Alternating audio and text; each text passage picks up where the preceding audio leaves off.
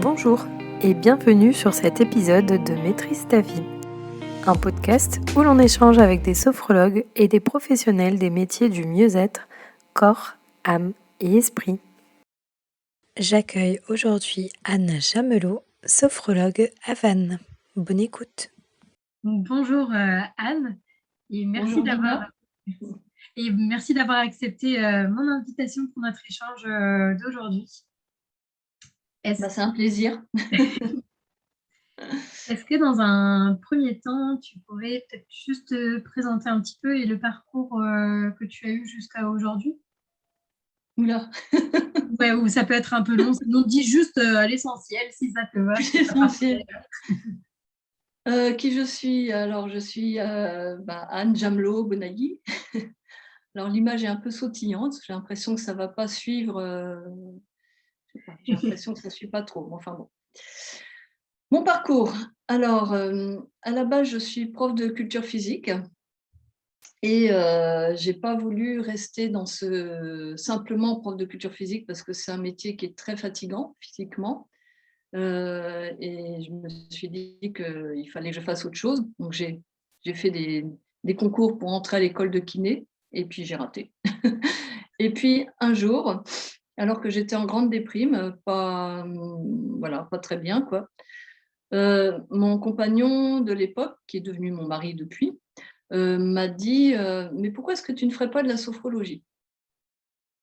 Et alors, ce qui est curieux, c'est que ni lui ni moi ne savions ce qu'était la sophrologie. Et pourquoi est-ce que ça lui est tombé dans le crâne tout d'un coup comme ça, les voix de l'univers.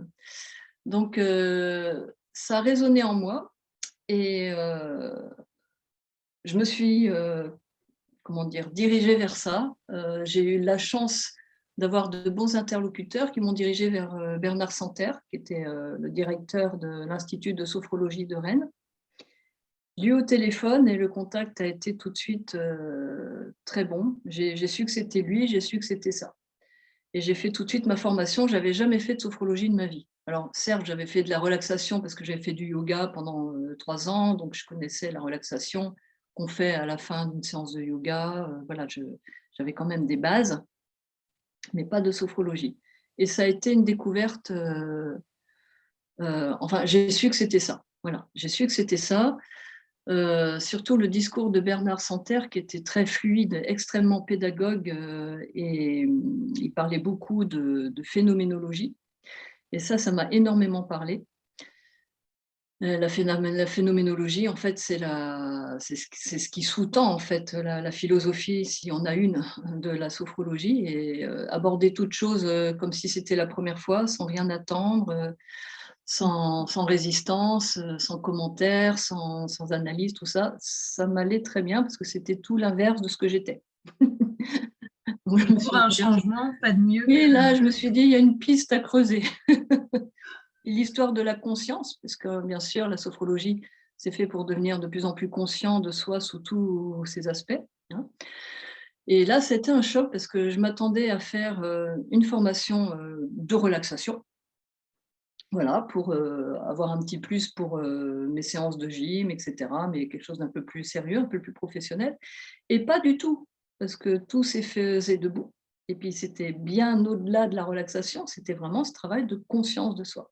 Et là, redéclic. Donc, il y a eu plusieurs déclics. Et voilà, à partir de là, ça a été mon parcours de sophrologue. Donc, je suis sophrologue depuis 27 ans maintenant. Voilà. Et puis, à la suite de ça, j'ai fait aussi une formation, au bout de 10 ans, j'ai fait une formation sur l'écoute centrée sur la personne de Carl Rogers.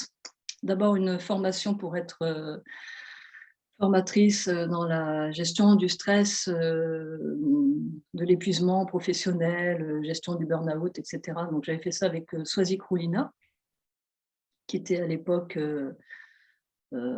c'est elle qui a fondé l'Institut de sophrologie de Bordeaux, en fait, hein, voilà. Et puis qui après a émigré dans le Finistère. Et j'ai à la suite de ça fait la formation en écoute centrée sur la personne, en ACP, en approche centrée sur la personne de Carl Rogers, Parce que, comme le disait Bernard Santerre, on n'est pas vraiment fini en tant que sophrologue, si un jour on est fini en tant que sophrologue, tant qu'on n'a pas fait cette formation en écoute. Voilà. Et je savais que j'allais la faire, mais bon, j'avais les enfants et tout ça, c'était pas évident. Donc voilà, je me suis rendue un petit peu plus disponible à ce moment-là et j'ai fait cette formation avec Soavic et ça a été un vrai bonheur. Et ça a été le déclenchement de plein de choses pour moi. Voilà. Parce que en fait, j'ai fait cette formation pour, non pas pour avoir un diplôme de plus, mais pour avoir pour grandir en humanité. Voilà, parce que je sentais que le travail en écoute, c'était pas abouti et je sentais que dans les séances de sophrologie, ce travail en écoute était, vraiment très, très important pour être encore plus, percutante, encore plus accompagnante. Voilà, et j'ai pas Tu veux regretté. dire, c'est l'écoute de la personne qui est en face de toi, quoi. L'écouter Exactement, vraiment. l'écoute de la personne qui est en face de moi, bien sûr, ouais. Et ça passe aussi par l'écoute de soi, ce travail en écoute. C'est très, très profond, ça va très loin. Ouais. Donc voilà. Et dans cette formation, j'ai rencontré des personnes qui m'ont aiguillée aussi vers le Reiki. Voilà, donc après, je me suis mise au Reiki. Et là aussi, poum, redécouverte. Voilà.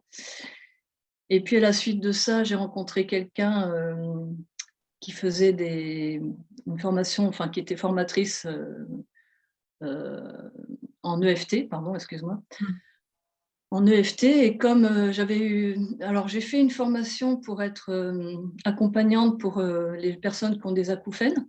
Et puis je suis sortie de là, j'ai bien somatisé parce que je suis repartie de cette formation avec des acouphènes alors que je n'en avais pas avant. Voilà, donc vous comprendrez pourquoi je ne vais pas faire de formation pour accompagner les gens qui ont des cancers ou des choses comme ça, parce que je somatise trop. Je prends tout. Donc voilà, donc après j'ai fait cette formation en EFT parce que l'EFT m'a permis non pas de me débarrasser de mes acouphènes, mais de ne plus avoir peur de devenir dingue. De devenir dingue, vraiment. Ah ouais, De perdre la raison avec ces acouphènes dans la tête. Et donc, d'accord. c'est une séance d'EFT que j'ai faite toute seule, voilà, en suivant les directives d'un bouquin de Jean-Michel Guret, pour ne pas le nommer. Et je m'en suis sortie seule. Et donc après, j'ai eu envie de faire cette formation. Donc voilà, EFT, et puis voilà. Quand Donc on mon a une bagage, personne c'est qui ça. match, ça donne Voilà. envie. Mais c'est que des rencontres, en fait. C'est pas, je me dis, tiens, je vais faire un autre diplôme, puis un autre diplôme, puis c'est pas ça. C'est uniquement des rencontres et des choses qui, à ce moment-là, se présentaient sur mon chemin et qui me correspondaient. J'aurais pu faire, pourquoi pas aussi, de la réflexologie, hypnose ou tout ce qu'on veut, mais ça s'est pas goupillé comme ça pour moi, quoi. Voilà. Il faut des rencontres humaines aussi. Voilà. Tu disais que, par contre, pendant les formations, tu avais vraiment senti comme un déclic qui te disait que tu étais à ta place dans cette formation-là. Oui, c'est ça, c'est vraiment des déclics. C'est des ressentis profonds où, à un moment donné, je me suis dit: «C'est ça, quoi, c'est vraiment, ça sonne juste». C'est cette histoire de justesse et de congruence aussi, ce terme-là, congruence, être en accord entre ce qu'on pense, ce qu'on dit, ce qu'on fait. Et puis moi, j'ajoute aussi ces valeurs, du moment, quoi. Et ça m'a vraiment percutée parce qu'il faut savoir que j'ai le syndrome de Gilles de la Tourette depuis l'âge de 7 ans. Bon, j'en ai 54 aujourd'hui. Syndrome de Gilles de la Tourette, pour ceux qui ne connaissent pas, ça se manifeste par des tics incessants du matin au soir. C'est en moyenne 40 à 50 000 tics par jour, que ce soit vocaux, verbaux, physiques.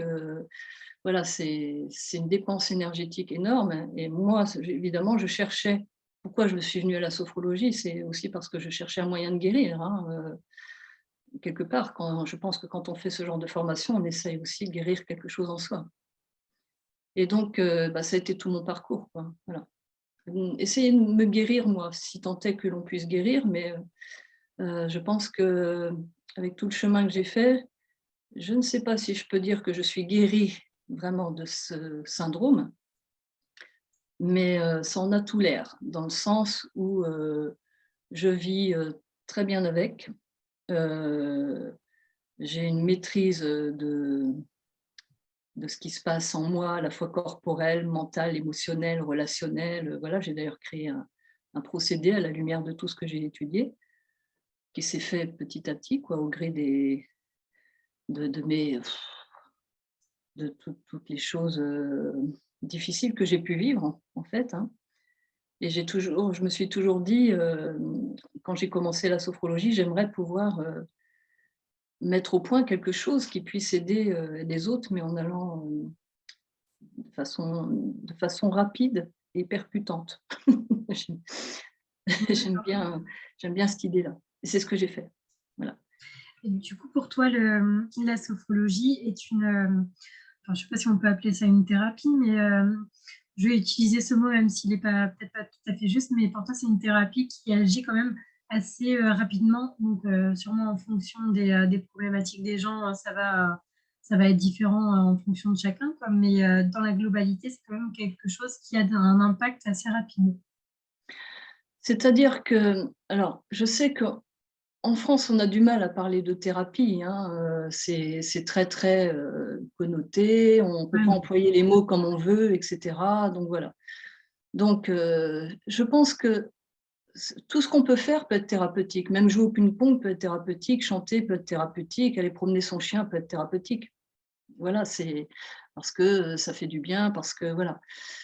Mais la sophrologie, je l'ai prise à corps, vraiment, je l'ai prise corps à corps, c'est-à-dire que je m'y suis vraiment investie complètement. C'est pas juste une petite séance comme ça de temps en temps. C'était un entraînement quotidien, voire bi-quotidien. Donc, les relaxations dynamiques, quand je les ai apprises entre deux stages de formation, c'était entraînement quotidien, bi-quotidien, pour vraiment intégrer ça, quoi, hein. Que ce soit la relaxation du premier degré, second degré, que j'ai beaucoup travaillé parce que je ne la comprenais pas, elle était difficile à comprendre. Et puis, j'ai eu plein de déclics. Donc, c'est vraiment, c'est la persévérance et c'est la motivation. Je suis très motivée. Je pense que c'est ce qui fait que j'ai pu m'investir autant dans cette démarche, parce que pour moi, la sophrologie, c'est une démarche. J'ai écrit un livre d'ailleurs à ce propos. Le premier livre que j'ai écrit, c'est vraiment pour décrire la démarche, non pas les techniques, mais la démarche en sophrologie. Et je peux dire qu'au bout de 2 années de travail assidu, j'avais quand même réduit de 80% tous mes symptômes. Mmh. C'est-à-dire, je suis passée de 50 000 tics par jour à, je sais pas moi, 3 000, ce qui est considérable. Voilà, donc guérison, j'en sais rien, mais en tout cas, j'ai pu étudier vraiment au niveau corporel tout ce qui se passait. Au niveau, bon, j'avais un bagage aussi physiologique, parce que j'ai fait des études de culture physique, donc je connaissais pas mal de choses dans le fonctionnement du corps humain. Et j'ai pu décortiquer vraiment tout ce qui se passait au niveau neurologique, au niveau le lien entre ce qu'on fait dans le troisième degré notamment, hein, le lien entre le mental, le corps, l'émotionnel. On sait bien que les principes de la sophrologie, les principes d'action positive, comment quand on travaille sur le corps, ça agit sur le mental et l'émotionnel, et vice-versa. Donc c'est vraiment, j'ai pu décortiquer tout ce qui se passait, à la fois dans mon corps. Quand un tic naissait, j'ai compris au cours d'une séance de sophrologie, d'ailleurs c'était une projection positive, c'était une visualisation, j'ai observé ce qui se passait en même temps dans mon corps et j'ai compris d'où démarrait le tic. La genèse du tic, à la fois sur le plan physique, corporel, mais aussi au niveau mental et émotionnel. Donc j'ai vraiment décortiqué énormément de choses, j'ai continué ce travail de décortiquage à tout point de vue. Ah, c'est bien. Et c'est ce travail-là qui m'a permis aussi de désenclencher, quand ils arrivent, les mouvements de tic pour ne pas rentrer dans un cycle infernal. Parce que quand ça commence, on ne peut plus s'arrêter, quoi. C'est au secours. J'ai fait plusieurs vidéos comme ça, j'ai une chaîne YouTube, j'ai fait plusieurs conférences sur le syndrome de Gilles de la Tourette et mon travail. Si ça intéresse des gens, ils pourront aller La voir parce que chaîne je ne s'appelle vais pas Du tout coq. redécrire ici, c'est trop Ouais. compliqué, hein. Tu mettras peut-être en lien en dessous Oui, si tu oui, veux. bien sûr. Et du coup, donc le nom de ta chaîne, c'est Du coq à l'âne. Alors oui, le nom de ma chaîne, c'est Du coq à l'âne, A2NE, enfin mon nom, mon prénom, quoi, hein, parce que on passe je fais plein de choses entre la gym, la sophrologie, yoga du rire, les conférences, les bouquins, enfin bon, voilà. j'ai pas fini, donc voilà, du coq à l'âne. Donc j'écris un petit peu tout ça et dans mes livres aussi, dans mon livre authentique, je décris aussi tout ça, tout le travail que j'ai fait de décortiquage, de compréhension, à la fois sur le plan neurologique, émotionnel, relationnel, psycho, voilà tout quoi. Tout ce que j'ai pu, biologique, tout ce que j'ai pu, voilà, et sous forme de roman en fait, hein. C'est un témoignage romancé pour, je sais pas, j'avais pas envie de faire un manuel, pour, travailler sur le syndrome de Gilles-Tourette. J'ai voulu raconter, un peu mon histoire, c'est plus, ludique, plus sympa et en même temps ça me permet d'apporter beaucoup d'éléments, voilà. Et dedans, évidemment, beaucoup de sophrologie, voilà. Je parle beaucoup de la sophrologie et du reiki aussi. Du coup, si on revient au tout début de ta sophrologie, donc ça fait 27 ans que tu exerces. Mmh. La sophrologie n'était pas forcément très connue à cette époque-là, non? Non. Comment tu as fait pour, faire développer un petit peu ton activité? Est-ce que c'est le bouche à oreille qui a fait? Alors, je faisais partie enfin j'étais, dans une association, je démarrais dans une association de sport pour tous, enfin une association de gym, voilà. Il y avait beaucoup de cours de gym déjà. Donc j'étais animatrice, en culture physique quoi, enfin en gym, voilà, je faisais plein de cours que ce soit du step, de la gym tonique, du stretching et cetera. Et donc il y avait déjà beaucoup de monde dans cette association et j'ai fait des réunions d'information. C'est ce que prônait Bernard Santerre, il disait: «Faites des réunions d'information». Donc j'ai fait beaucoup de réunions d'information pour expliquer ce qu'était la sophrologie. En fait, ça ressemblait beaucoup à des conférences, hein, voilà. Des conférences, actives où je prenais les gens à partie et je les faisais participer aussi, voilà. Et du coup, c'est comme ça que j'ai commencé à avoir des groupes au sein de cette association. Voilà. Et un groupe, puis un autre, et cetera. Voilà. Donc au début, c'est comme ça que ça a commencé et j'ai fait jusqu'à, l'année dernière, en fait. Voilà. Et D'accord, puis il y tu a eu les continues encore à confinements, faire des des ouais, réunions puis d'information? ouais, ah oui, oui, et puis les confinements, bon, bah, voilà, ça a un petit peu périclité, voilà, comment dire?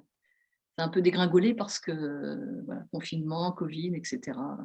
Il a fallu tout recommencer, quoi, un petit peu. Et puis depuis quelques années, j'ai déménagé, j'ai un cabinet à Vannes et puis, ben, là, ça fonctionne, quoi, voilà. Ça marche avec la sophro, mais aussi avec les autres activités que j'ai développées, quoi, voilà. Parce que la sophro toute seule, je dois bien dire que c'est quand même pas, si j'avais pas la gym à côté, si j'avais maintenant j'ai plus la gym parce que j'ai pris ma retraite de la gym. Maintenant c'est uniquement sur YouTube. Mais si j'avais pas eu la gym à côté, si j'avais pas fait du reiki par la suite, si j'avais pas fait ma formation en écoute, centrée sur la personne, si, je pense que vivre de la sophrologie, ça aurait été très, très difficile quand même. Voilà. Je vais pas m'avancer en disant: «Ouais, j'ai un cabinet qui marche plein pot avec la sophro et tout», non, c'est pas le cas. Non, Le c'est cas du bien tout, d'avoir cette avec la réalité-là. sophro toute seule, non, c'est quand même galère, quoi. Ouais. Même si j'ai eu beaucoup de groupes et des groupes très remplis, hein, parce que j'avais jusqu'à 20-22 personnes dans mes groupes, dans cette Mmh. association. Heu, Ouais, c'est intéressant de le savoir, quoi. oui, Et bah, même oui. après 27 ans d'activité, Ah ouais, tu dis que c'est pas forcément évident de ne maintenir que ça, quoi. ah bah, De pour développer vivre des activités vraiment bien, hein, de la sophrologie, j'en connais pas beaucoup. mmh, d'accord. Les personnes que je connais qui vivent de la sophrologie, hem, j'en connais peut-être une et sinon les autres, elles ont d'autres, cordes à leur arc.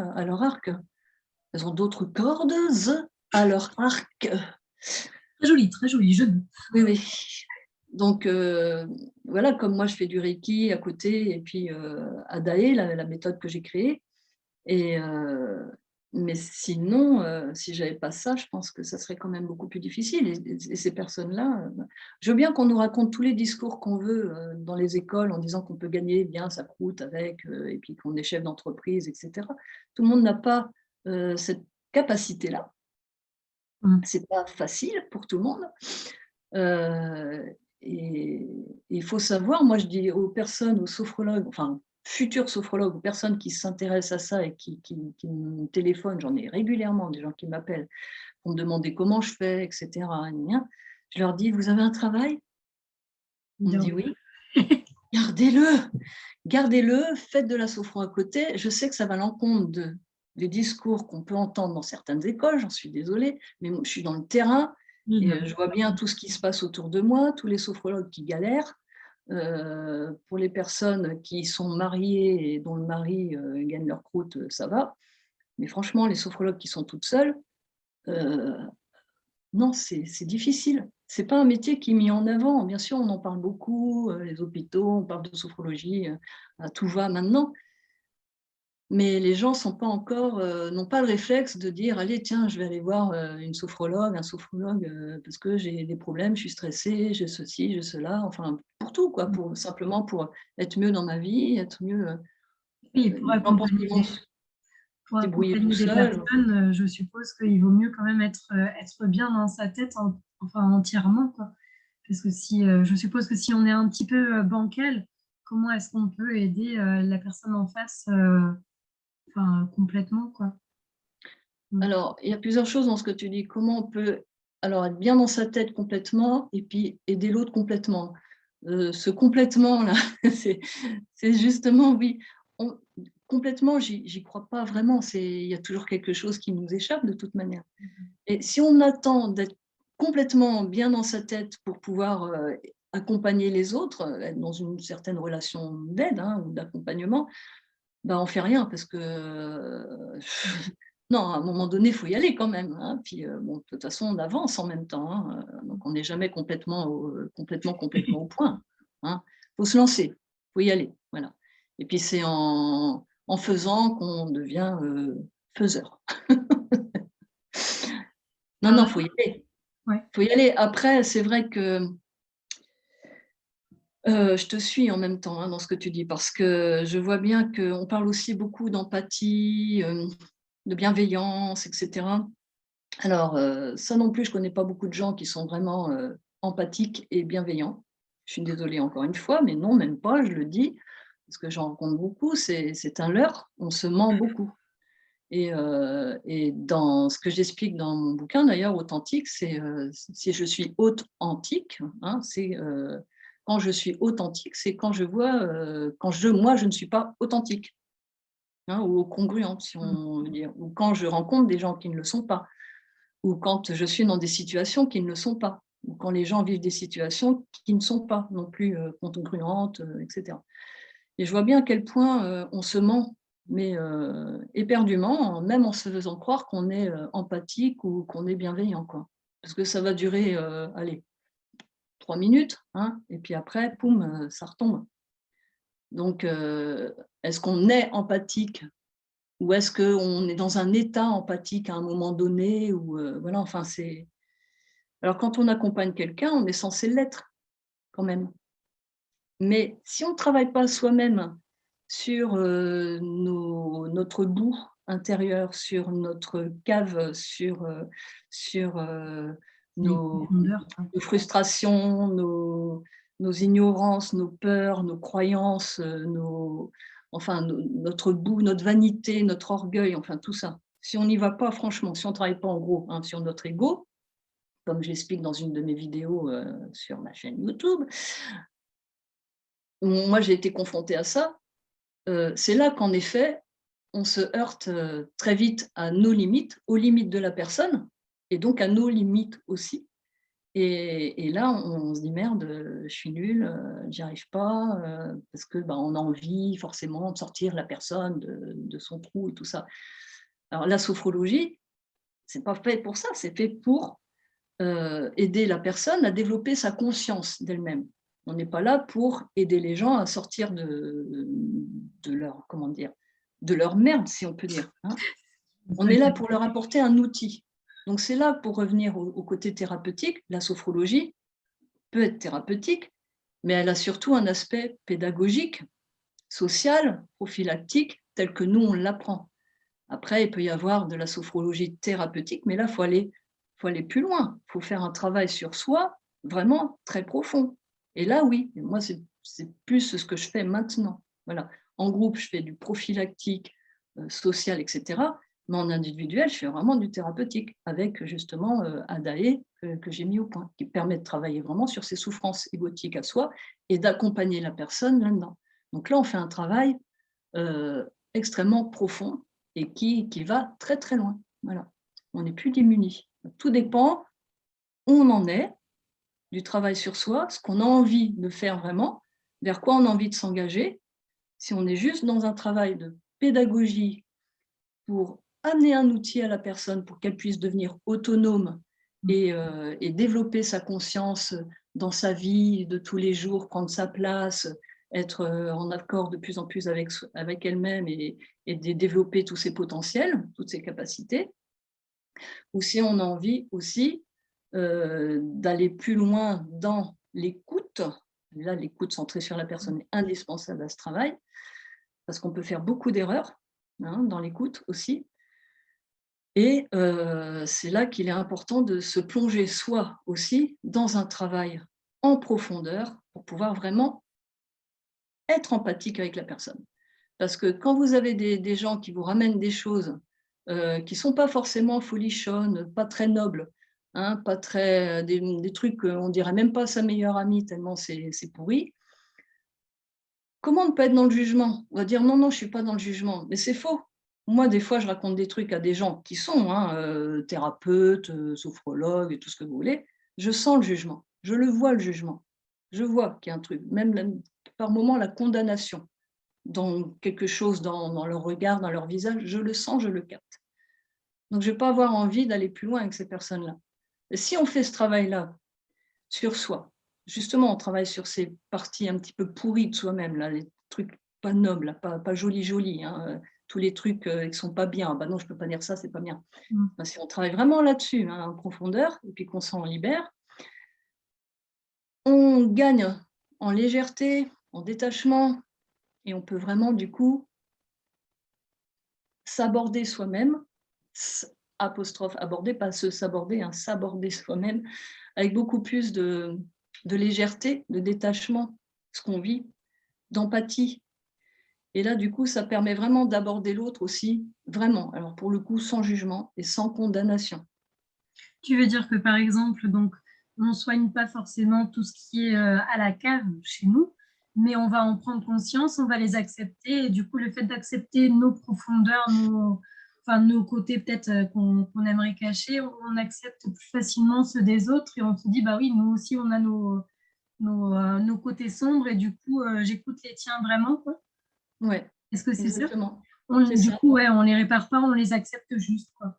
Enfin, C'est on les ça. accepte vraiment, quoi. Ben, on les accueille. D'accord. On les accueille. En sophro, le maître mot, c'est l'accueil. Pour arriver à l'acceptation, il faut d'abord passer par la case accueil. Et l'acceptation, ce n'est pas quelque chose que l'on décide, c'est quelque chose qui se met en place petit à petit parce qu'on a passé des étapes, justement, accueil, étape accueil, étape prise de conscience, étape reconnaissance de soi, reconnaissance de ses limites profondes, reconnaissance de ses parts noires, de ses parts belles aussi, vraiment de tout, quoi. Et à un moment donné, quand on fait un travail de libération là-dessus, profond et progressif, à un moment donné, arrive l'acceptation. Mais elle arrive parce que c'est le moment. C'est pas on dit ah bah oui mais il faut que tu acceptes ça, bah oui mais il faut que j'accepte d'être comme ça parce que on va accepter 3 minutes et puis c'est tout, ça va venir encore nous ronger la nuque ou le dos ou provoquer des tics chez moi. Voilà, moi dès que j'ai des tics je sais que c'est soit sensoriel parce qu'il fait trop chaud, il y a trop de bruit, il y a trop de lumière, il y a trop de ci, il y a trop de ça, voilà. Ou alors émotionnel. Et en fait, c'est la part émotionnelle sur laquelle je travaille maintenant, et c'est 90% de la composante du syndrome de Gilliac-Tourette. Et si je travaille là-dessus de cette manière-là, c'est pour tout le monde pareil, parce que je suis pas, j'ai trop de dopamine dans le cerveau, ok, mais à part ça, si vous voulez, j'ai le même fonctionnement physiologique que tout le monde. Tout le monde va avoir ses blessures. Donc le problème est le même. Ouais, ça s'exprime juste différemment chez toi, mais c'est les mêmes voilà, bon, problématiques moi, chez ça se manifeste comme ça, c'est une maladie génétique pour l'instant, on n'a pas encore trouvé vraiment comment faire. Bon, c'est vrai qu'on peut opérer et tout ça. Moi, j'ai les mêmes résultats sur moi sans opération. Donc, ça vaut le Mhm. coup. Et donc, comment on peut transformer aussi la génétique, l'épigénétique. On parle aussi beaucoup d'épigénétique, hein, sur nos comportements, sur nos façons de penser et sur notre émotionnel. Comment on se traite soi-même, comment on traite au niveau émotionnel sa partie sombre notamment, hein, parce que justement tout ça, eh bien, ça agit sur la manière qu'a notre génome, enfin notre ADN, enfin nos petites cellules, hein, pour, pour traiter l'information. Voilà, on ne fait que traiter de l'information en fait. Mhm. D'accord. On traite Quand, de l'information, voilà.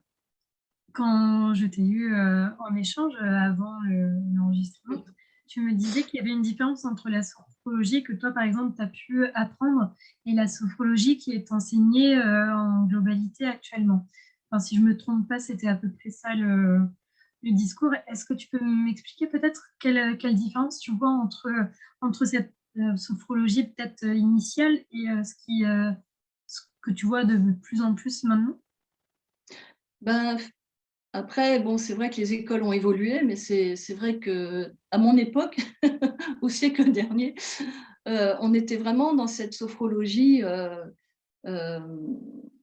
comment dire, à généraliste, hein, qui n'apporte pas de solution. On a énormément de techniques en sophrologie, et notamment les relaxations dynamiques.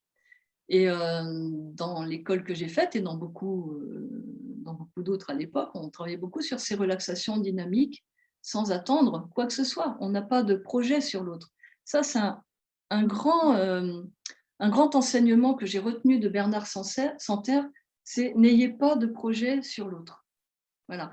Et ça, quand on a… Alors ça, il y a une petite remarque là-dessus dans mon dernier livre, Histoires érotiques, où justement je traite de l'ego, hein, de la sexualité et de l'ego, en parlant aussi de mon procédé, mais il y a une personne qui justement se rend compte qu'elle a des projets sur l'autre, sur les autres. Et c'est ce qui la rend malade en fait, finalement. Et elle s'en était jamais rendue compte jusque-là. Et quand on a des projets sur l'autre, le problème, c'est d'aller justement dans cette volonté d'aider l'autre, d'apporter des solutions, d'être dans le conseil et de trop s'investir et de Alors qu'on s'y n'est pas perdre. tributaire, quoi. Et ça, c'était vraiment énorme parce qu'on apporte juste l'outil, on apporte son savoir-faire, on fait son job, comme il disait, vous faites votre job, et puis voilà. Après, ce que fait la personne, ça ne vous appartient pas. Et ce que je vois maintenant beaucoup, c'est des sophrologues qui sont en recherche de protocoles pour ci, de protocoles pour ça. J'ai un cas là, qu'est-ce que vous me donneriez comme protocole? D'accord. Bon, bah, s'il faut des protocoles pour être rassuré, bon, bah, allez-y dans les protocoles. En ce qui me concerne, et je pense qu'on est beaucoup comme moi parmi les sophrologues qui travaillent, enfin, qui ont fait ces formations-là, euh, on travaille. On travaille en sophrologie, on travaille sur soi, on s'entraîne beaucoup. Moi, c'est à force de l'entraînement que j'ai sur moi et tout le travail que j'ai fait avec mes groupes que j'ai acquis petit à petit l'intuition aussi, un savoir-faire, une écoute. C'est ça aussi l'écoute, l'écoute centrée sur la personne, qui me permet, moi, quand j'ai quelqu'un en face de moi, de capter vraiment ce qui va être important à travailler pour elle. Je ne suis pas dans un protocole. Je Mm. vais capter ce qui émane et qu'est-ce que je vais combiner comme technique, ou qu'est-ce que je vais choisir comme technique pour répondre en quelque sorte à la demande, même si elle n'est pas très claire, de la personne. Voilà. C'est aussi question de feeling. Je pense que plus on travaille sur soi en sophro, et plus on développe justement ce feeling, cette intuition, cette capacité à capter ce qui se passe et à pouvoir répondre à une certaine demande. Je ne suis pas dans un protocole, je claque acouphène, je vais faire ci, syndrome de Gétourette, je vais faire ça. Alors d'ailleurs, j'en profite pour dire que les sophrologues qui m'appellent régulièrement pour me demander si j'ai des trucs et des astuces pour traiter le syndrome de Gilles-Tourette, parce que tout d'un coup, on se retrouve avec un client ou une cliente qui a le syndrome de Gilles-Tourette, et il faut vite, voilà. J'en ai pas de trucs et astuces. Lisez mon bouquin et vous allez apprendre beaucoup de choses et ça vous permet certainement de trouver vous-même vos façons de faire. Alors que maintenant, tu as mis 2 on est ans beaucoup dans le protocole. Hein. Comme tu dis, toi, si tu as mis 2 ans en travaillant sur toi tous les jours, je pense que s'il y avait une méthode en claquant des doigts, tu l'aurais sûrement peut-être trouvé au fur et à mesure, quoi. Donc, j'ai fini par en créer une. Hein. Voilà, mais elle ne se fait pas non plus en claquant des doigts. Ça demande aussi beaucoup de travail. Mais c'est un sacré complément à la sophrologie, par contre, parce que ça suit tout le travail que j'ai fait, donc c'est cohérent par rapport à ça. Mais cette histoire de protocole où on veut trouver des solutions sans soi-même travailler les techniques, voilà, que ça tombe comme ça tout cru avec des bouquins, voilà. Pour moi, bon, je ne dis pas que ça ne marche pas, mais on se heurte à la limite, à ses propres limites, dans le sens où si on ne travaille pas sur soi profondément et toutes ces techniques pour comprendre vraiment quelle est l'essence de ces techniques, les intentionnalités vraiment profondes de ces techniques et tout ce qu'on peut découvrir là-dedans, eh ben, il nous manque justement ce côté intuitif, je vais dire l'art, cet art, parce que là, la sophrologie, ça devient un art. Voilà, c'est vraiment un art. Et sinon, on est juste un technicien, une technicienne, voilà, on applique, pouf. Mais avant que ça devienne un art, il faut vraiment l'intégrer. J'apparente vraiment la sophrologie à de la musique. Voilà. La musique, il faut y travailler, il faut faire les gammes, il faut travailler tous les jours. Le doigté, le solfège, ou pas, maintenant on ne fait plus de solfège, enfin ça dépend. Enfin bref. En tout cas, il faut bosser. On ne peut pas jouer la 5e de Beethoven comme ça en claquant des doigts. Il faut travailler. Voilà, travailler.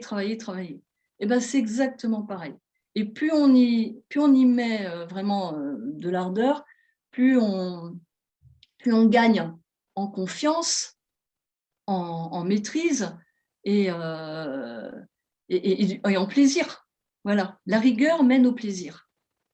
La rigueur mène au plaisir, parce que c'est ce qui permet après d'être créatif, de faire autrement. C'est souple, la sophrologie, c'est souple. Voilà, c'est pas rigide, ta. Au début, ça peut l'être, évidemment, parce qu'il faut bien apprendre. Mais plus on s'entraîne, plus on intègre. L'idée, c'est d'incorporer, c'est d'intégrer, c'est d'incarner ce que l'on dit. Et on ne peut incarner ce que l'on dit à nos sophronisants et que vraiment ça passe et qu'il y ait quelque chose qui se passe qu'en travaillant sur soi. Et ce travail sur la neutralité justement aussi du langage, elle se travaille aussi. Le langage le plus neutre possible qu'on apprend en sophrologie. Et j'ai l'impression que ce n'est plus tout à fait le cas maintenant. On essaye aussi un petit peu de diriger. Et la neutralité, ça se travaille. Et ça, c'est plus on le fait sur soi, plus on trouve aussi. D'abord, on a des bonnes bases. Hein. Les cours qu'on a eus, ils sont quand même magistraux. Mais après, c'est à soi aussi de trouver son rythme, son phrasé et tout ça, en incarnant ce qu'on dit aux gens. Ce n'est pas juste du plaqué, collé comme ça. Voilà. Donc, faut y aller, quoi. Comme un instrument de musique. C'est pareil. Pour moi, c'est comme ça. Voilà. En tout cas, moi, c'est comme ça que je fais et c'est comme ça que ça marche. Voilà. Au fur et à mesure des pratiques sur un même exercice, en effet, enfin, je sais que par exemple, pour mon expérience, moi, je voyais mon corps en fait à côté de moi. Quand on me demandait d'imaginer mon corps, il n'était pas sur moi, il était à côté.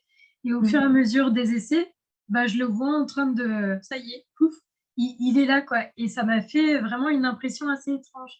Maintenant, de réussir à sentir vraiment mon thorax à sa place et le sentir bouger, mais dans mon corps. Et je me dis que c'est une expérience vraiment incroyable, quoi, de se rendre compte de son corps et de se rendre compte aussi que avant il était là et ça y est, maintenant il est à sa place, quoi. Et tout ça par un simple exercice. Et puis quand l'exercice il finit, enfin c'est peut-être 10 minutes, je crois à peu près l'enregistrement qu'on nous a donné. Et à chaque fois, quand cet exercice-là, de base, il se termine, mais c'est un pur bonheur, quoi. Je me dis, mais à chaque fois, j'ai envie de le faire parce que c'est vraiment super agréable, quoi. Sortir de là et puis de d'avoir enfin conscience de mon corps à sa place, mais c'est vraiment un pur bonheur, quoi. Vraiment top. Et c'est simple en fait, hein. Oui. Le bonheur est simple. Les mots sont simples, le rythme est doux, enfin tout est agréable et puis en fait au fur et à mesure des expériences, on ressent vraiment enfin moi j'ai ressenti en tout cas la transformation en moi en si peu de temps que j'ai pu pratiquer. Il y a déjà un changement énorme qui s'est opéré en moi déjà, quoi. Et quand tu parles, c'est à sa place, tu sens que c'est à sa juste place, quelque part, non? En tout cas, là, pour l'instant, je suis encore qu'au stade au stade où avant il était là et maintenant il est là et maintenant je commence à prendre conscience de mon corps là. Je n'irai pas encore jusqu'à dire qu'il est à sa juste place, mais déjà je trouve ça chouette de le sentir là, quoi. D'accord, juste ça, ouais. Ouais, Juste de sentir concrètement, quoi. de le sentir là et de ne pas me voir Côté de la plaque, quoi. difforme ou de réussir à ressentir mon corps avec la taille qu'il a et pas une taille difforme, pas m'imaginer des bras de 10 km ou des choses comme ça. Ouais, je trouve ça impressionnant, quoi. Ouais. C'est ça ce que tu dis, c'est ce côté simple de la sophrologie. C'est peut-être ça justement qui échappe un petit peu aux gens. Ils se disent: «Oh, c'est trop simple, je vois pas en quoi ça va m'aider». Mais ça va plus loin que simplement remuer les épaules, hein, ou voilà. C'est cet aspect-là, ce que tu expliques là, c'est formidable parce que c'est cette simplicité-là de retrouver simplement le contact avec son corps, de te connecter en fait à toi. D'être connecté, tu es pas à côté de la plaque comme on entend des fois les gens qui disent: «Bah, je suis à côté de mes pompes». Mais il y a des gens qui vivent à côté de leurs pompes, quoi, hein, qui sont tout le temps à côté de la plaque, à côté. Ils ne sont pas incarnés, ils ne sont pas en eux, quoi. Donc ils vivent leur vie à côté, à moitié, en fait. Et simplement cette sensation-là de retrouver le contact avec son corps, Ouais, mais c'est c'est incroyable. simple, mais à quel point c'est un pur bonheur, quoi, hein, et ça Je change tout. finis, j'ai des paillettes dans les yeux, tout autour de moi, c'est des paillettes tellement c'est agréable, quoi. De finir la séance et de sentir son corps avec sa taille, de réussir à le voir là, quoi. Waouh! Mais pourtant, il est là tous les jours, en fait. Du matin au soir, il est là, mais en fait, j'en prends pas conscience, quoi. Donc, cette petite séance-là, toute simple, c'est vraiment chouette, quoi. Voilà, c'est tout simple. Et puis c'est la base, et la sophrologie, ça mène à partir de là, ça mène à encore plus de prise de conscience de toutes nos capacités mentales que l'on développe à partir de la conscience du corps. C'est ça qui est formidable. Nos capacités mentales se développent à partir de la conscience que l'on a de son corps, de ce qu'on en fait, de ce qu'on vit à l'instant T, dans le moment présent, dans son corps, quoi. Il y a aussi cet aspect-là, de vivre le moment présent, parce que c'est ce qui se passe en fait là. C'est là qu'on se reconnecte vraiment C'est à vrai que des soi. fois, des séances de 10 minutes, mais elles ont l'impression de durer beaucoup plus de temps que ce qu'elles ont duré en réalité, parce que en effet, je me sens vraiment présente à l'instant T. Je suis là et je suis complètement dans la séance. Et c'est comme s'il y avait une abstraction de tout ce qu'il y avait autour. Et je suis là, concentrée sur ce qui se passe. Et j'ai l'impression que ça fait aussi partie des rares moments où dans la journée, je suis là. C'est vraiment agréable de voir comment la toute première séance de sophrologie, celle vraiment de base, peut déjà faire des déclics énormes, quoi, dans la vie, quoi. Ne serait-ce que se poser dans l'instant présent, quoi. Chose qu'on ne fait jamais. On est toujours à courir, parce que c'est pas intéressant de se poser dans le moment présent, c'est pas productif. Donc ça sert à rien, c'est pas productif. Alors qu'en fait, savoir économiser son énergie dans le moment présent, c'est on ne peut plus productif. Savoir ne pas perdre d'énergie pour rien.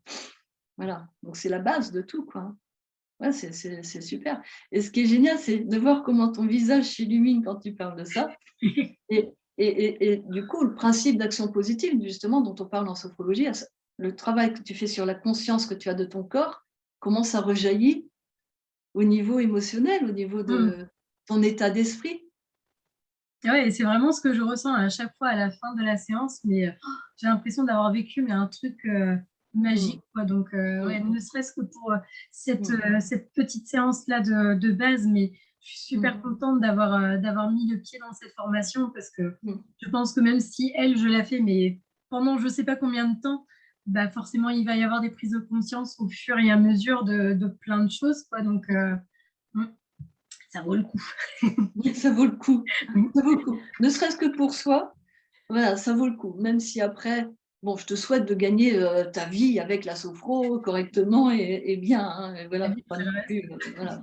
Bon, mais j'espère que ça va évoluer, la sophrologie, et que les gens vont avoir un petit peu plus envie de se projeter là-dedans, parce que c'est vraiment une méthode exceptionnelle qui travaille sur tous les aspects de soi, et qui rend vraiment cette capacité d'autonomie, et qui développe vraiment toutes nos capacités mentales, quoi, hein. Donc c'est formidable comment on peut se retrouver, se reconnecter à soi et vivre une vie pleine. J'aime pas parler tellement de pleine, parce que ça ramène à la pleine conscience, et pour moi, la pleine conscience n'existe pas, puisque la conscience est illimitée. Donc, si elle est illimitée, elle ne peut pas être pleine. Bon, enfin bref, je joue sur les mots. Mais on gagne en plénitude, dans ce sens où on se remplit, on s'épanouit, on se réapproprie son corps, sa vie, les rênes de sa vie. Et franchement, même sans parler de thérapie, parce que je pense que beaucoup, les gens cherchent quelque chose de thérapeutique aussi toujours, mais ne serait-ce vraiment quand on travaille sur tout ça, mais c'est thérapeutique parce qu'on reprend vraiment les rênes de sa vie. Donc, dans ce sens, oui, c'est thérapeutique. Voilà. Après, la sophrologie va permettre à chacun de trouver, de s'approprier les outils qui, à un moment donné, vont les percuter plus que d'autres, voilà, parce que ça va leur parler, pour travailler certains aspects de leur vie, de leurs problématiques dont ils ont particulièrement besoin, quoi. Mais c'est justement quelque chose qui permet à chaque personne de retrouver son potentiel de vie. Voilà. Caicedo disait que la sophrologie, c'est la pédagogie de l'existence, mais c'est vraiment ça. Et je pense qu'à l'heure actuelle, avec ce qu'on vit actuellement, c'est primordial. On a vraiment besoin de ça, et c'est dommage que les gens ne se tournent pas plus vers cette méthode, parce qu'elle est extrêmement bénéfique et d'actualité, vraiment d'actualité. Donc, on peut peut-être mettre ça aussi en corrélation avec tout le. Bah, on travaille la majorité du temps maintenant sur Internet aussi, donc quelque chose de totalement impalpable, quoi. Donc, du coup, on regarde cet écran, on fait des choses hors de soi, quoi, au final. Et à quel moment est-ce qu'on est vraiment en nous? À quel moment est-ce qu'on prend conscience que la vie se passe pas forcément ici, mais également là, quoi. Je pense on doit être beaucoup, hein, dans ce cas-là, où maintenant il y a énormément de choses qui se passent là et plus vraiment dans la réalité, quoi. Donc le fait de toucher son corps, enfin de toucher, de faire des exercices avec son corps, de prendre conscience de son corps, bah, ça nous ramène ici et maintenant, quoi, et pas là-bas. C'est hyper important, enfin, je trouve ça hyper intéressant ce que tu dis. C'est vraiment c'est super, vraiment, merci, parce que j'ai remarqué ça pendant le 2e ou 3e confinement, je ne sais plus où on en est. J'ai fait beaucoup de Zoom, que ce soit pour la sophrologie, les séances en groupe, ou pour la gym. J'ai fait beaucoup de séances de gym en Zoom que j'ai enregistrées, que j'ai mises ensuite sur YouTube pour que ça profite à tout le monde. Et puis, je me disais, mais je ferais ça tout le temps, mais en même temps que je faisais mes séances de gym, tout d'un coup, j'étais dans mon cabinet, je regardais par la fenêtre, je dis, ah, mais je suis là. Je ne suis pas là, connectée, là, simplement à moi, en fait, parce que je me voyais moi, je voyais les gens aussi un petit peu, leurs pieds, tout ça, mais je me disais, mais c'est grave pour les gens qui sont en télétravail toute la journée comme ça. En effet, si à un moment donné, on ne regarde pas un petit peu autour de soi, donc recentrage dans le lieu et le moment présent, comme on commence en sophrologie, grâce à nos sens, mais on se perd complètement, quoi. J'ai eu ce sentiment, à un moment donné, de me perdre, vraiment. Je me suis dit, si je continue comme ça, je vais perdre une partie de moi, quoi. Et en fait, parce qu'il manque, au niveau sensoriel, il manque le toucher, il manque l'odorat, il manque le goût. Bon, quand on fait une séance de sophrologie, on ne va pas goûter les trucs, mais au niveau sensoriel, il manque pas mal de choses.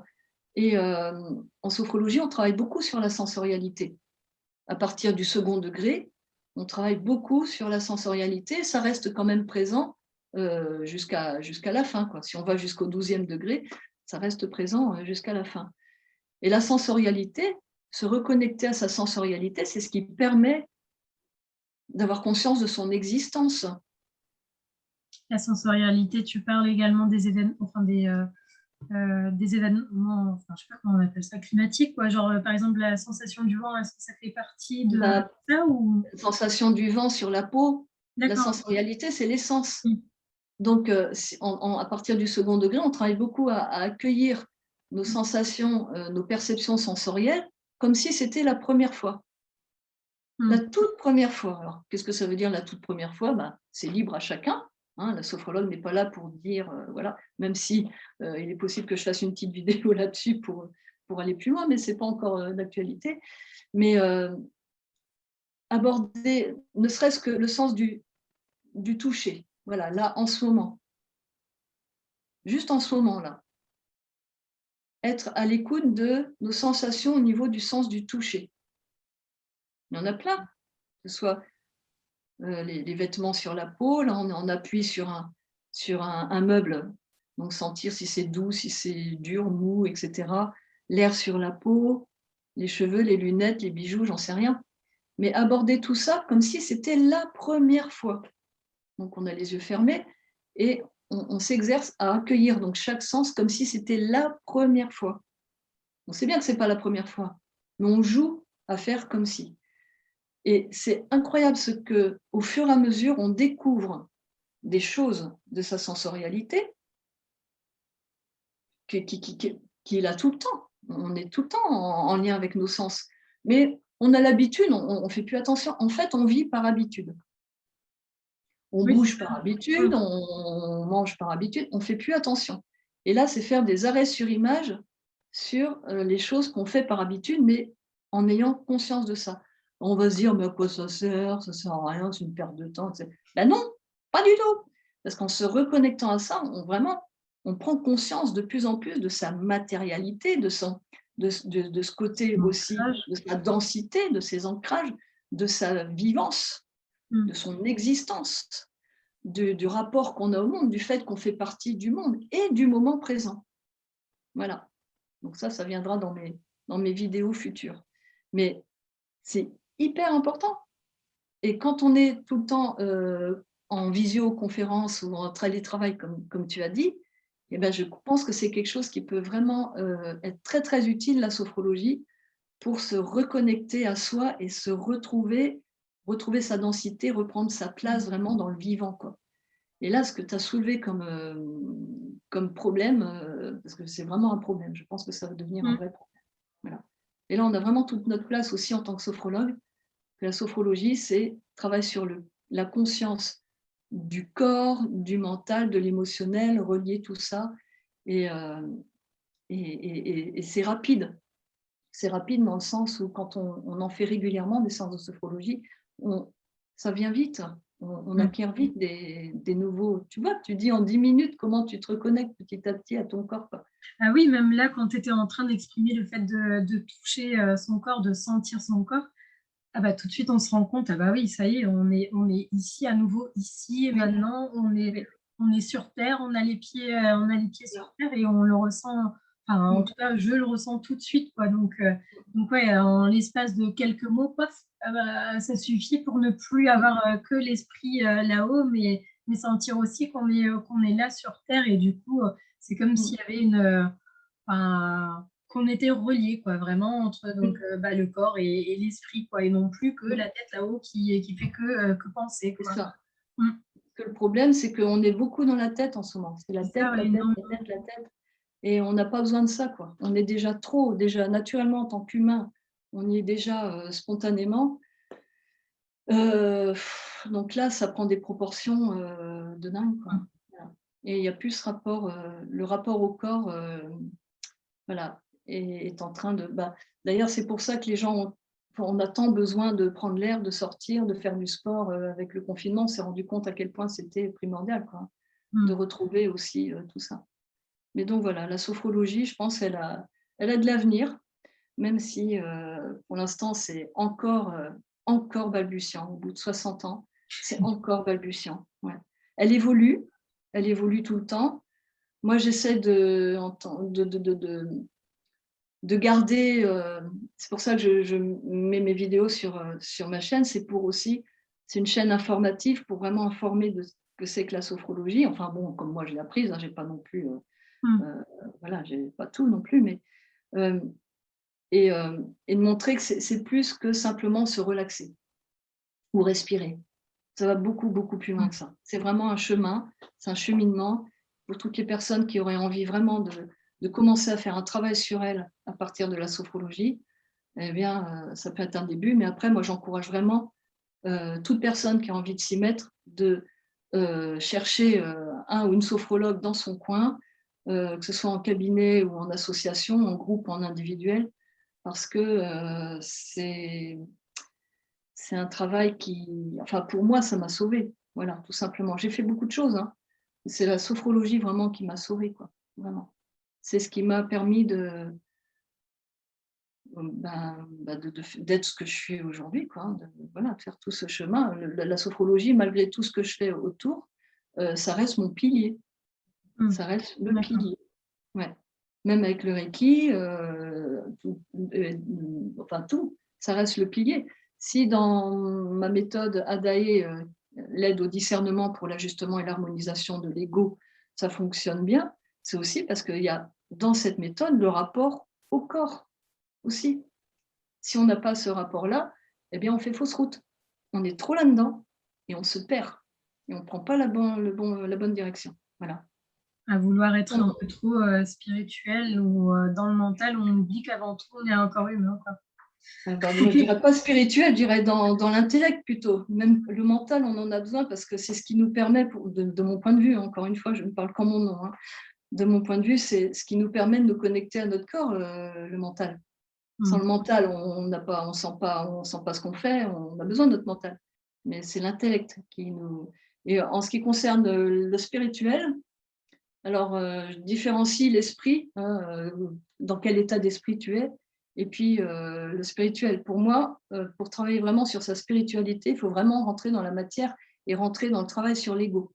Je parlais de l'empathie tout à l'heure, hein, de pouvoir être dans l'accueil et l'acceptation de l'autre tel qu'il est, quel que soit sa boue intérieure et ses trucs burk.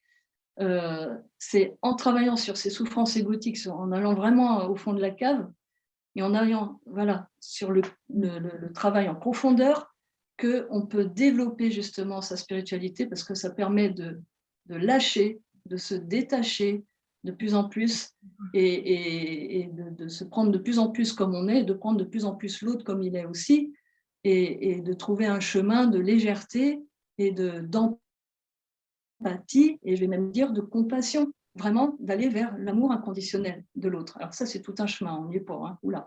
Mais c'est ça. Et si on ne travaille pas sur sa boue intérieure, sur sa part d'ombre, je suis désolée, mais c'est vain. Si c'est juste spiritualité, on est tous beaux, on est gentils, mais attends, moi j'appuie sur un bouton, là, chez toi, tu vois un truc qui va te vexer. À partir du moment où tu te vexes, je suis désolée, c'est que tu n'as pas travaillé sur tes souffrances égotiques à ce niveau-là. Ton ego, il est blessé. Donc, il va falloir travailler là-dessus, parce que sinon, à chaque fois qu'on appuie dessus, tu te vexes, etc. Comment tu peux être dans un rapport à l'autre ouvert,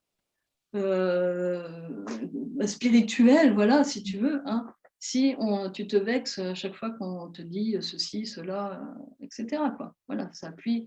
Ou si tu as de la rancœur, si tu as de la haine, parce que il y a beaucoup de gens qui ont de la haine, hein, mais voilà.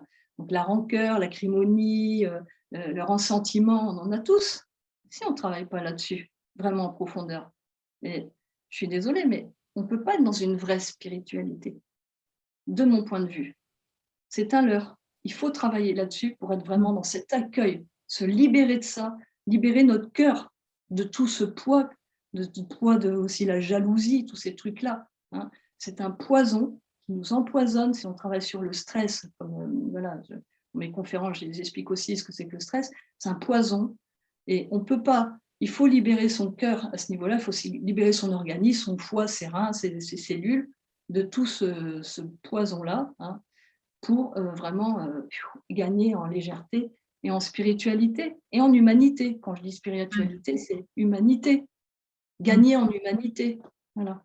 C'est super intéressant ce que tu dis par rapport à enfin, ces côtés-là qu'on n'a pas forcément envie de voir et puis finalement, ils sont bien importants. Donc, Ils sont bien ancrés, ça je peux te dire, et il ne faut pas les chercher loin. Et même parmi voilà, les sophrologues, les thérapeutes en tout genre, tout ce que tu veux, et moi je travaille encore toujours là-dessus, parce que dès qu'il y a un truc qui ne va pas, j'ai des tics, donc j'essaie de comprendre ce qui se passe. Bon, maintenant je vais très vite parce que j'ai l'habitude, mais avant il me fallait du temps quand même.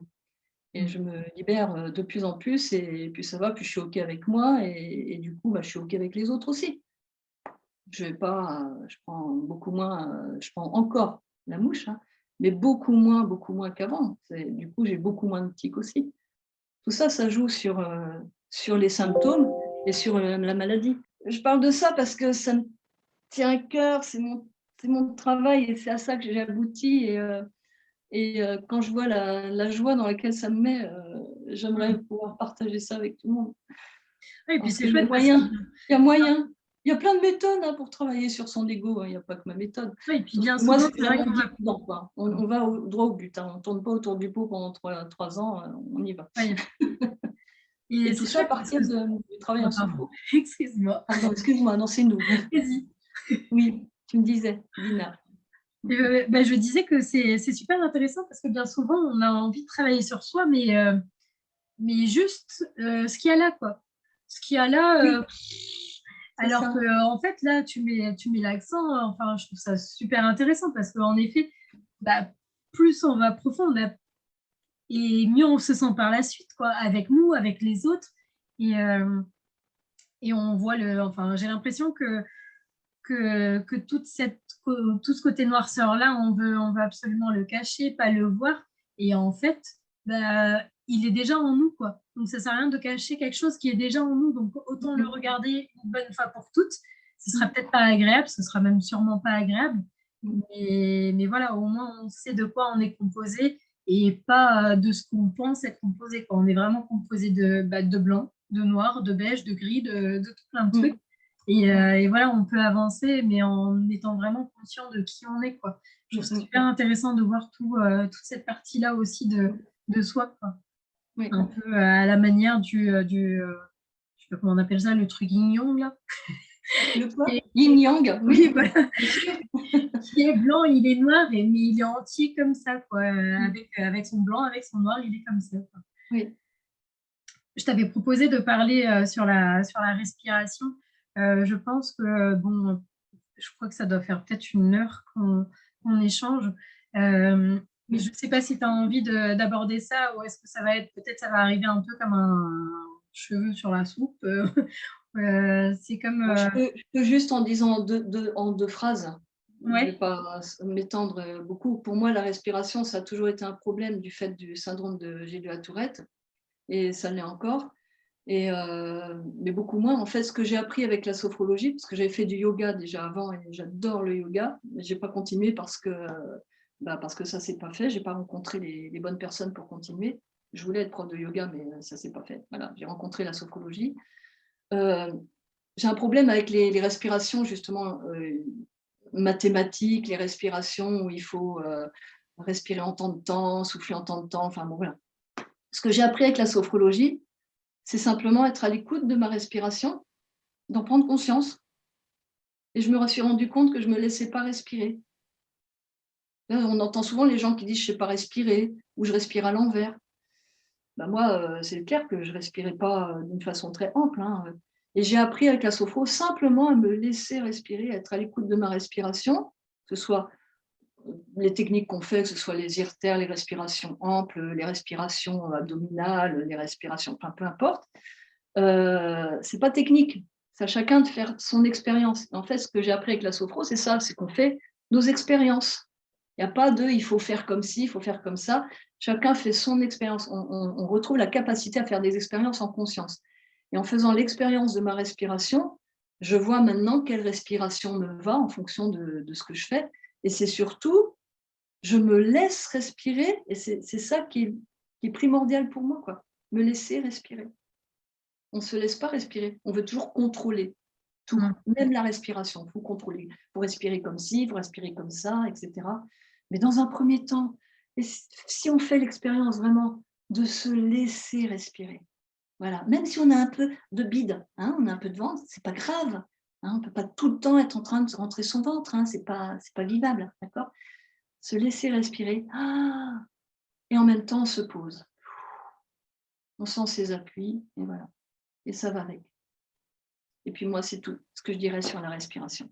Voilà. Parce que pour moi, c'est la clé. Après, on peut faire tout ce qu'on veut avec la respiration. Mais si on ne sait pas se laisser respirer tout simplement, ben on est encore dans le contrôle. Hein.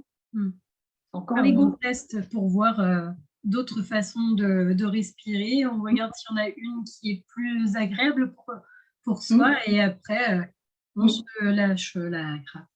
On se l'approprie. On fait sa petite mayonnaise à soi. Voilà. Et chacun trouve sa manière de respirer qui lui convient en fonction du moment de la journée, de sa vie, de ce qu'il fait. Quoi. Et on fait plein d'expériences de respiration en sophrologie. Après, justement, c'est ce qui permet à chacun de trouver bah là, ça m'a fait du bien, là, c'est ça que je fais en ce moment. Voilà, mais ne serait-ce que se laisser respirer, déjà, eh ben, c'est énorme. Voilà. Faites l'expérience. Essayez, voilà, simplement. En conscience, se laisser respirer en conscience, bien sûr. Comme quand on lit. Quand on lit, on ne pense pas à sa respiration. Oui. Bon, bah là, c'est comme quand on lit, sauf qu'en même temps, on est conscient de la manière dont on respire, en se laissant respirer. Voir si on contrôle ou si on ne contrôle pas. Voilà, tout simplement. Comment est-ce qu'on peut prendre rendez-vous avec toi? Comment on peut prendre rendez-vous avec moi? Bah, c'est simple, ça peut être par SMS, par téléphone, par mail. Oui, puis voilà, c'est simple. Et tu as des réseaux sociaux, donc j'ai vu que tu étais sur Instagram aussi, Facebook. Ouais, je suis sur Instagram, sur Facebook, LinkedIn, et puis ma chaîne YouTube. Je ne suis pas encore sur TikTok. Je pourrais, j'ai ma place. Hein, avec TikTok, oui. J'ai ma place. Hein. Je peux aller sur TikTok avec mes tics et mes tocs, hein, sans problème. Et puis, tu avais pas mal quand même. Enfin, je trouvais ça chouette, ta chaîne YouTube, la façon dont tu amènes les choses. Il y a toujours un trait d'humour qui, du coup, allège tout, quoi. Donc, je trouve ça super, super sympa comme approche. Ouais. Merci. Mais je ne fais pas exprès, c'est moi. Je ne sais pas si tu veux rajouter autre chose à notre échange.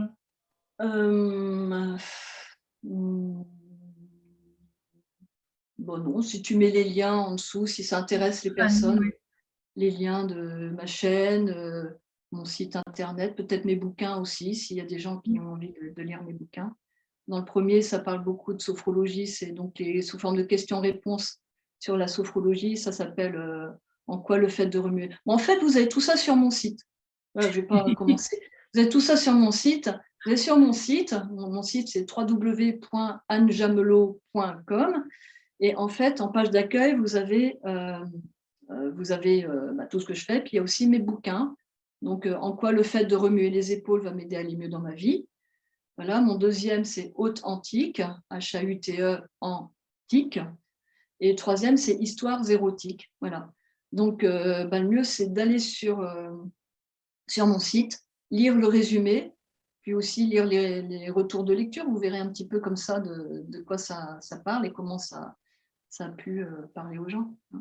Donc, c'est Sophro, syndrome de G2 à Tourette, Sophro, toute mon expérience pour le deuxième. Et puis le troisième, c'est la suite du deuxième, Histoires érotiques, avec une réflexion sur la sexualité et puis sur l'ego, où j'y livre aussi mon procédé. Il n'y a pas toute la méthode, hein, parce que tout le travail, je le fais en atelier. Je fais des ateliers de groupe à mon cabinet, voilà, sur 2 heures ou sur 4 heures. C'est sur mon site aussi.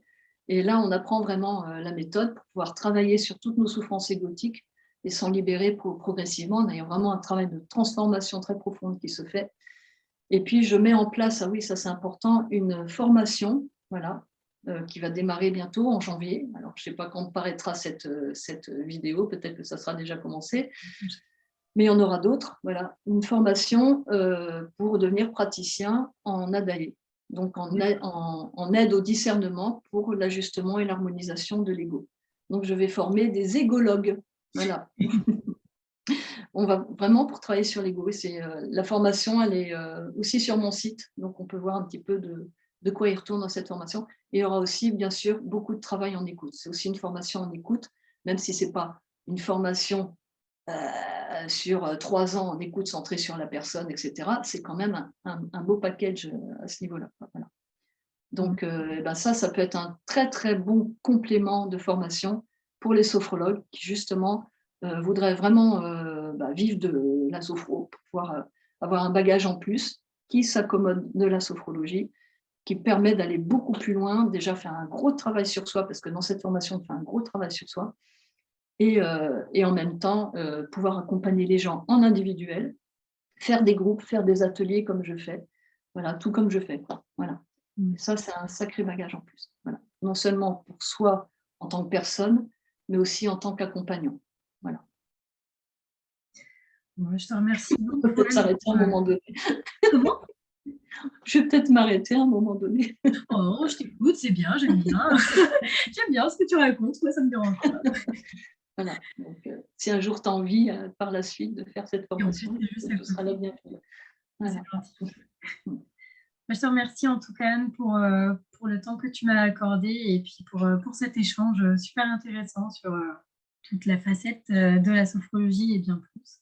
Merci d'avoir écouté cet épisode. En description, tu trouveras les différents liens pour suivre ou contacter notre intervenant du jour. Je te retrouve très vite pour un nouvel épisode. Passe une délicieuse journée.